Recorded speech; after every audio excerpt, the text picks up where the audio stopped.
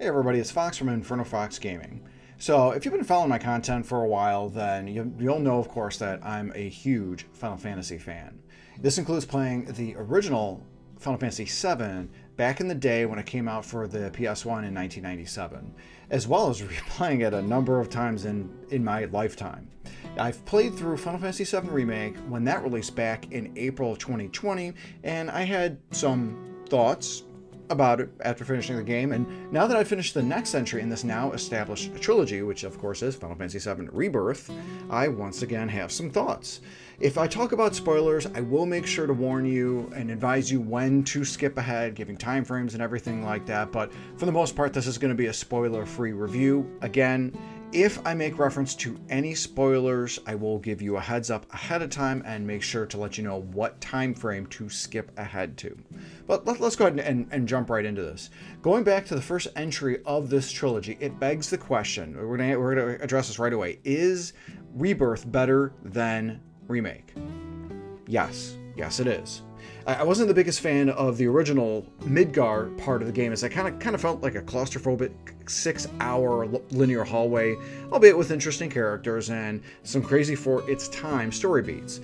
Remake proceeded to expand that experience to cover 40 hours of gameplay, while plot elements that seemed crazy back in the late 90s kind of feel tame now in comparison.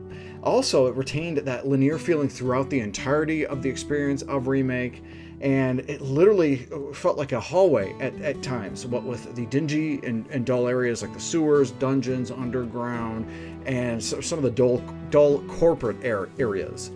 While Rebirth does open up its first chapter detailing the whole flashback of Cloud and Sephiroth and Nibelheim, once that's completed after Chapter 1, it allows Cloud and his party to explore the wide open area called Grasslands. And it totally flips the script on how Remake was during the entirety of the game for doing this. There are several chapters in Rebirth that, like Remake, are pretty linear, but the areas that the player explores didn't feel as closed off as Remake did. Now, one of Rebirth's many strengths is just how beautiful these wide open environments look. With Rebirth exploring a more diverse set of the original game's environments, it allows the game to explore the graphical prowess and power of the PS5. For example, the Grasslands has beautiful blue skies with green hilly fields. Junon has great sunset shadowed cliffs, accentuating the overall depth and altitude that this area has, and the largest area of Coral shows a diverse set of environments in of itself, which includes the tropical Costa del Sol to the wasteland-like deserts of where Coral Prison is. Rebirth doesn't call it Coral Prison for the sake of this video and referencing the OG. That's what I'm going to call it. I was still able to tell the difference between a scene occurring in like normal time with the normal yet highly detailed polygonal models to the 4K CGI movies that they created, but maybe that's a nod to the OG, you know? I don't know. The game was sluggish as heck though in graphics mode, because you've got the graphics and you got the performance mode. Graphics mode, I felt like it was barely hitting 30 frames per second, but once I changed it to performance, it was an absolutely buttery smooth 60 frames per second with no slowdown that I was able to observe. There were a couple asset pop-ins during the gameplay with the performance mode, but it's not like it was Sonic Frontiers level pop-ins. It wasn't anything bad like that. I still felt, even on performance mode, the game was absolutely beautiful. A lot of people kind of give it a hard time for dropping it down to that 1080p HD sort of look, but I still felt the graphics and everything were phenomenal for performance. The sound within the game was another strength with Rebirth. Sound effects match various attacks and effects quite well, and a number of these are nods to the original game. The voice acting for all the characters, especially for the main ones, were fantastic. I have to give a huge nod to Cody Christian for managing to breathe life into Cloud's and rather soulless presence in the game, as well as especially in the OG. He really managed to give depth with his acting there. Britt Baron and John Eric Bentley were absolute standouts as Tifa and Barrett, respectively. The orchestration and the overall music was stellar, too. The remaster pieces from the original, set in different paces, depending on the various environments and story beats, just went so well with the overall game. Even new paces that were there were pretty decent, but again, me being an old dog, I prefer the music that I mostly knew. One of the examples of this, of course, being the Cosmo Canyon area. Hearing that theme, as soon as I got there, I was like, oh my gosh, that's like a flashback to a different time. And hearing different leitmotifs of that theme during the exploration of Cosmo Canyon Village, as well as the story progression, was handled beautifully. So the overall package and presentation was pretty, but how does the actual game fare? Let's talk about that. So I have thoughts. I have some thoughts. Let's touch upon the quests, because regarding the quests, I found them to be pretty fun, actually. And surprisingly, for a JRPG, there weren't many fetch quests, and surprise, surprise, no JRPG fishing. I know. I'm just as surprised as you are. It's a Final Fantasy and a JRPG, no fishing. Wow. Well, it's crazy to think. Most of these quests, though, involved meeting up with various NPCs, and many also fighting certain battles. The 5 big open zones involved kind of Ubisoft game like tower activations, relic fighting, monster hunting, and, you know, rinse and repeat, but it was still pretty engaging, especially to explore these various areas. And each of these 5 areas have 5 different colored chocobos to find and recover, with the finding aspect sort of admittedly being a little mildly annoying, what with them being stealth missions. The ones that you sort of already gained through the story beats were probably my favorite, just because I didn't have to deal with stealth. I'm not a stealth guy. You follow my content, you know I'm not a stealth guy. I found completing these quests expanded story elements for the characters introduced within Rebirth, as well as with the previous game in the trilogy, Remake.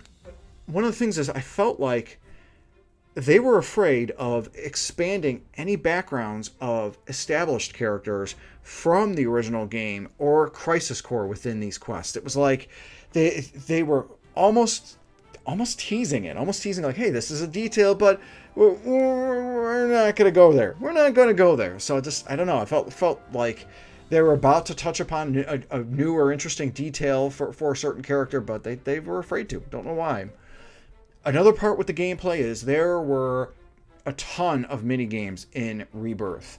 And of course, this shouldn't be a surprise, since the original had a lot of mini-games within it. But, like, you don't understand. Rebirth has a ton of mini-games. Originals like Chocobo Racing is back, but totally revamped to be something similar to like a Mario Kart game. And that was pretty in-depth and a surprisingly high amount of fun. New additions like Catch the Moogle were less endearing, you know, and just kind of grinned at Barrett. Get it? Barrett? I just had to get through that. And dear God, did we need another card-based minigame? I mean, again, I did say earlier, it is a JRPG. Thankfully, the game doesn't make it required to play this card game. I think it was called Queen's Blood or something. Didn't require to play to proceed forward, like how Final Fantasy IX was. One part in the story where it seems like playing it is required, but I literally hit the pause button, select the gave up option, and thankfully, the story proceeded forward. One of the things is, with so many of these mini games, it was almost like, were the creators afraid there wasn't enough of the core game itself? Did they need to have and add these distractions to sort of hide something? Was it just filler? I don't know. Just to kind of rub me the wrong way. There was just so many of these. But again, that's me. I remember one of the trailers too, making it seem like the player could control different members in the party to allow certain traversal into the world. This does happen. You do control different characters, but not in the way that they inferred with the trailer. The player does control different characters, but they do so to progress the main story. There's a heavy linearity to it that takes away that sort of feeling of freedom that the trailer made it seem like this was going to be, and you just can't switch to control someone outside of the battles to take advantage of their specific abilities, like Red 13's being able to climb certain walls and Kate Sith's throwing boxes, because Cloud or Barrett can't throw a box. I mean, the gun arm, but still, whatever. One big aspect of gameplay is the battle system. And it's pretty much the same as it was with Final Fantasy VII Remake. They've added new synergy attacks, which are essentially like Chrono Trigger dual attacks between two party members. Some can be used without any cost, while others use synergy bars or something. Honestly, out of everything within the battle system itself, I used these synergy attacks the least. The team-ups were cool and pretty cinematic and cool looking, but I didn't find them very effective in the battles. The core of the gameplay, the primary main abilities, the magic spells, the limit breaks, the summons, that was good enough for me. The synergies just didn't interest me at all. Playing as the characters felt pretty smooth, though I found myself focusing primarily on specific characters. Now, in Remake, I pretty much only controlled Cloud. I was pretty stubborn about it. And I only really controlled any other character when the story necessitated it. But with Rebirth, I found myself using Cloud and Barrett the most, with Tifa and Yuffie coming a very, very, very close second. I barely used Cait Sith and Aerith, and knowing how the story went with the OG, that's a big reason why I avoided using Cait. And I had a hard time, honestly, being able to effectively use Aerith. So again, me not using Aerith, nothing wrong with her as a playable character. That was all on me. I just had a hard time sort of handling and figuring out how to use all the wards and whatnot. So again, that's on me. Nothing with Aerith. Now, do I wish the game was 100% turn-based? Absolutely. Again, I'm old. I'm an old dog. It's one of the many things that I enjoyed with the original game. I do know that there is a classic mode, but I felt like that mode isn't what the creators of Remake and Rebirth intended for this game to be played as. So that was kind of my own thought and why I didn't use that classic mode. Now, did I still have fun with the battle system? Yeah, absolutely, although not all the time. Some battles in the action-based gameplay got pretty frustrating. I'll cover this in great detail when I talk about story and spoilers. The battle gameplay felt just as robust as Final Fantasy XVI's, though it also felt like lighter and freer, and controlling other characters in Rebirth was a nice change from 16. Again, no problems or issues on my end with Clive, though it would have been really cool to be able to control Jill or Cid or what have you, and Final Fantasy VII allows you to do that with the other playable characters. But again, overall, the battle system not being turn-based keeps this game from, in my mind, from being a 10 out of 10. It's something to where there were enough annoyances. I would have preferred the turn-based experience. Action was fine, but I do have to say that. I'll give my final rating a bit later. And to that end, I know I'm getting a bit ahead of myself because there is one last aspect that I do need to talk about. So let's talk about that story. I won't be talking beat-for-beat bits of the story. I'm going to be venting about a couple things that annoyed me, but I'm going to more talk about what I felt really worked, as well as about that ending, too. From here on out, okay, so from right now, from here on out, there'll be spoilers. There's spoilers. So please skip ahead to the time that appears on the screen to avoid the spoilers. So again, spoilers, skip ahead to the time shown on the screen to avoid them. Still with me? Okay, let's get right down to it. I got to vent about some negatives, some things that annoyed me with some of the story beats, gameplay, and whatnot. Having to control Cait Sith specifically at Shinra Manor was just painful. Gosh, I hated having to use him in battles, and this part featured using him solo because he's literally just a little robotic cat running around, and you have to use an ATP battle to be able to summon the big stuffed Moogle. I mean, that part was just core to the OG, and yet now you have to summon that and it disappears.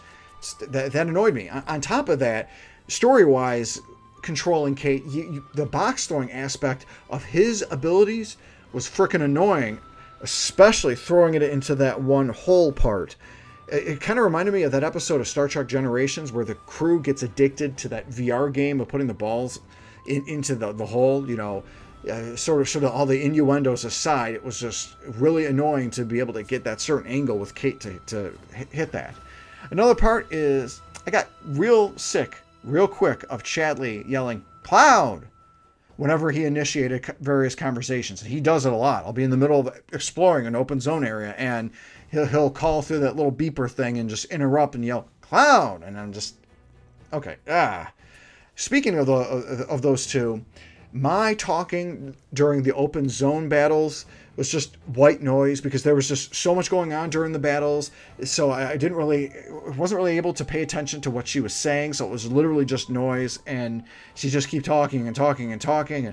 So like there'd be like a 1 minute 40-second time limit, and like I'd get through a minute and a half, and she'd still be talking. I'm like, oh my gosh, what are you talking about? That's so important. Like I'm busy here trying to beat these monsters within the time limit and get all three of the check marks. And speaking of which, I think there was some sort of story beat about Chadley getting corrupted or something by Hojo, or I don't know, and I didn't recall seeing any sort of like follow up on that. And the fact that Chadley or this Mai don't make any appearances in the story or near the end of the story, what was the point of them? Obviously, the point was to have them extend the open world quest or open zone quest, but still. Now, the last boss battle, the last boss, had a lot of amazing moments, but the darn thing was too long. And there's technically 3 bosses, each boss having multiple phases too. The last boss, Sephiroth himself, in his last phase was super annoying, as it was a DPS race to the finish type to the end, and who can drain each other's hit points that much quicker? And I'm going to admit that I was on normal mode, and I died 3 times there. I hadn't really died too much during the game at all, but that part I died on. And the pop-up message that appears where it asks to retry the battle is honestly was a bit confusing. I picked the top option because I was hoping that I could just re-begin again at that part of the boss battle, which thankfully I did, but anybody else could easily have to start either that entire phase or an entire set of the battles again, because oh my gosh. The ending itself also did not leave me excited for the potential possibilities like Final Fantasy VII Remakes did. Aerith was still not saved, despite the fact that it looked like Cloud did stop Sephiroth's plunge with the Mazimune. So I was like, okay, he stopped it, so why did she still not get past that?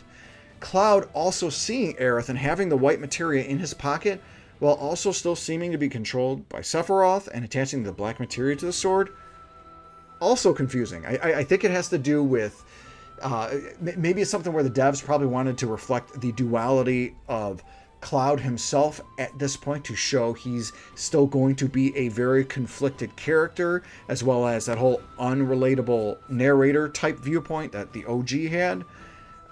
But another part of the ending is Zack being back at the church means what? What does that mean? Will he still be a player in the story? I felt like his appearance in Rebirth was more lip service to his specific fans, and he didn't really add much value to the overall story itself. And beyond, of course, emphasizing Sephiroth trying to obtain the power of the multiverse or something.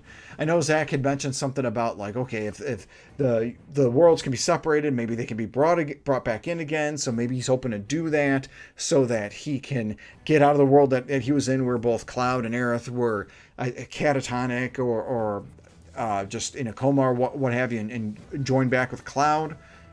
Speaking of that join up, I loved the Cloud and Zack team-ups during the second boss battle of the phases against Bizarro Sephiroth. It was amazing to see, especially how OP that Zack was. And that, in my head, that matched and lined up to what I would have seen his strength be at the end of Crisis Core. I mean, the guy was packing some serious power. It literally took an army of Shinra soldiers to be able to defeat and unfortunately slay him in the original. Overall, I felt like Rebirth listened to a lot of the feedback from fans and kept Rebirth more on the rails of the OG regarding the story. with various parts of the storyline being expanded, and this made it seem less exciting to the effect of what potential changes that there could have been that the end of Remake hinted at. But I'd argue that it made for a stronger storytelling than the original had. And with that, I gotta gush. I gotta gush about a lot of the positives with the story. One of them is that now, after finishing Rebirth, I totally get why Yuffie had her own DLC in Final Fantasy VII Remake Integrate. Getting this expansion, and especially the backstory itself to Yuffie, really helped flush out her overall character. And much of the expansion within Final Fantasy VII Rebirth did change some bits, such as Yuffie herself being saved in Junon and not the little girl Priscilla. But within the context of the overall story, I felt like Yuffie being saved it made a little bit more sense than Priscilla. I also liked how the story removed some stuff from the original that just didn't make any sense to me. Like, one of the things is the odd high school drama that was between the Turks, like how Elena had a crush on Sang. It seemed like Sang liked Aerith, Rude likes Tifa, and all of that felt just so superfluous in the original, and the Turks themselves overall were better represented in Rebirth. Some things that were added in the story made a whole lot of sense and added a crap ton of depth to the overall Final Fantasy VII universe, such as like all of the intel for the various parts of the world that were neat to see. Now, I didn't read them all, but it was cool to have it there. I ended up taking Tifa on the date to Golden Saucer during my first playthrough of Rebirth, and I'm sure we made Genesis jealous because we all got to act in the Loveless play, and I felt that was absolutely amazing. Now is it Final Fantasy VI opera level amazing?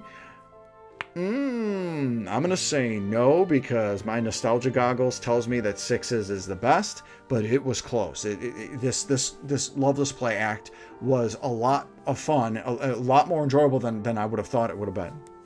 And the embrace between Tifa and Cloud was absolutely beautiful at this Golden Saucer date when they're like on the gondola. And in my opinion, it has totally ended the Cloti to Clarith debate for good. Right? Speaking of love, seeing Barrett's trial at the Temple of Ancients and getting to meet Myrna, his wife, for the first time in the Final Fantasy VII universe was beautiful. Now, I cheated and went on YouTube to watch how the dates went in for like other characters in Rebirth, and part of it is Barrett talking about meeting his soulmate Myrna. So with that background, when I went through the date scene in my playthrough, I viewed the YouTube videos of the other dates, and with that backstory, seeing Myrna was just absolutely amazing, especially Barrett getting his arm back. And then it was also extremely heartbreaking, and it was one of the few times I teared up when it showed Myrna laying there lifeless and Barrett discovering her. It just, that hurt. One of the cool changes too was Hojo oddly appearing in Costa del Sol in the OG after the party arrived there. To me, that always just kind of seemed odd. Like, why is this professor in his full lab coat just lounging around at the beach with some beach girls at his sides? It didn't make sense to me. Whereas in Rebirth, it gave real reason for Hojo to be there, and I especially liked how it played out in the story. And then another thing that was added to the story, Cissnei. Holy crap, not only knowing that she's alive and that she actually still exists was awesome. I loved her character in Crisis Core and wondered why she hadn't appeared after that entry in the compilation of Final Fantasy VII. There are hints in Rebirth that she may have had feelings for Zack, so if he still exists in the next entry, maybe they'll end up together since Aerith is gone. You know, maybe not, but I was definitely very happy to see Cissnei. So overall, I am giving Final Fantasy VII Rebirth a 9.5 out of 10. The story is absolutely fantastic. The game itself is absolutely beautiful and sounds fantastic. The battle system was just fine. It was fine. Although, again, me being an old dog, I would have preferred a turn-based affair. Rebirth definitely was, though, the better entry over Remake. Although there were a number of like little frustrating spots with Rebirth, I still think it was a better game than Remake and is a great solid entry overall. Honestly, though, I'm not sure what the prospects are of the conclusion to the trilogy coming out. And it sounds odd to say, because while Final Fantasy games have leaned more towards Western markets the last decade or so, they did sell somewhat well in Japan. As of the recording of this video, no official announcement from Square Enix had been made about Rebirth's sales, which is usually not a good sign when it comes to games. Being a AAA game, they need higher sales to afford the budget for said existing game. Rumors regarding the Final Fantasy IX remake that's been going around are indicating that that is not a high-budget sort of game creation like the likes of Final Fantasy VII Remake trilogy are. So it's a bit concerning to be able to think that the same effort is going to be made on a third game if the second entry didn't sell well. So with that said, with poor sales, with there being no guarantee, are we going to see Cloud's adventure conclude? Are we going to be able to see him finish off Sephiroth for good? I do hope that this trilogy gets a conclusion, which I think will be titled Final Fantasy VII Reunion, keeping the RE naming convention and being relevant to the overall story. But what are your thoughts about Final Fantasy VII Rebirth? Are you interested in trying this entry out? Do you think it's going to get a third entry and close it out? Let me know in the comments section below. I'd really like to start and continue a dialogue with you guys. Otherwise, thank you again for watching, and have a great day. Kazra's famous grilled chicken. Say goodnight, Pipperly.